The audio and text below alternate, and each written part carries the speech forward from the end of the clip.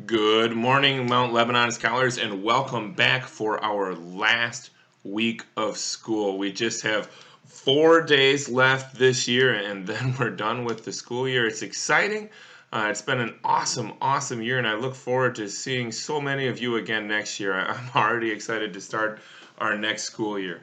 This week, our fruit of the Spirit, as we come to the end of our year, is self-control. All right. So self-control is when Jesus' love compels me to resist temptation. Remember, temptation is when I want to do something that's wrong, when there's something wrong and it's calling out for me to do it. And to resist it means to say, no, I'm not going to do what's wrong. Instead, I'm going to listen to God and to what God says and obey Him. Our Bible story comes from the very beginning of the Bible, and it's going to talk to us about Adam and Eve in a time when they were being tempted to do something God had told them not to do. Let's find out what happens. Stories of the Bible. Adam and Eve sin. This is Adam. Hey. And this is Eve. Hi. Who were the first people on earth. They lived in the Garden of Eden, which was a beautiful place that had everything they needed. Adam and Eve took care of the animals and could eat from any of the trees in the garden, except for one. This was the tree of the knowledge of good and evil, and God told them not to eat from this tree. There were lots of animals in the garden, but the serpent was the most clever of all the wild animals God had made. One day, he asked the woman, Hey, Eve. "Did God really say you must not eat the fruit from any of these trees in the garden?" No. Eve said that they were able to eat from all of the fruit trees except the fruit from the tree in the middle of the garden. For God said, "You must not eat or even touch it. If you do, you will die." No, that can't be. "You won't die," said the serpent.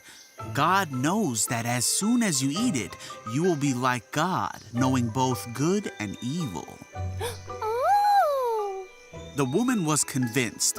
She saw that the tree was beautiful and its fruit looked delicious, and she wanted the wisdom it would give her. So she took some of the fruit and ate it. Then she gave some to Adam, and he ate it too. At that moment, their eyes were opened, Oh, no. and they suddenly realized they weren't wearing clothes and were embarrassed. So they sewed fig leaves together to cover themselves. When the cool evening breezes were blowing, Adam and Eve heard God walking about in the garden. Hide. So they hid from God among the trees. Then God called to Adam, "Where are you?" Adam said, "I heard you walking in the garden, so I hid. I was afraid because I was naked." "Who told you that you were naked?" God asked. "Did you eat from the tree I told you not to eat from?"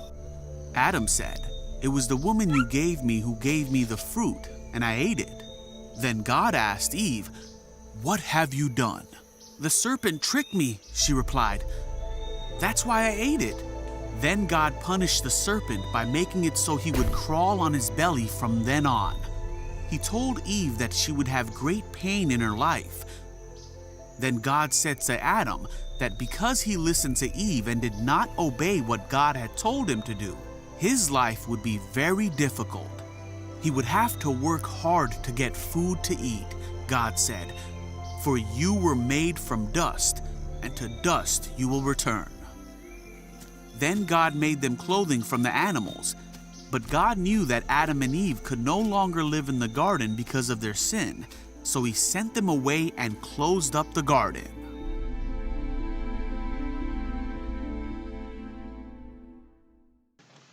So Adam and Eve were tempted when that serpent, who was the devil, tried to get them to eat the fruit from the tree they weren't supposed to eat from.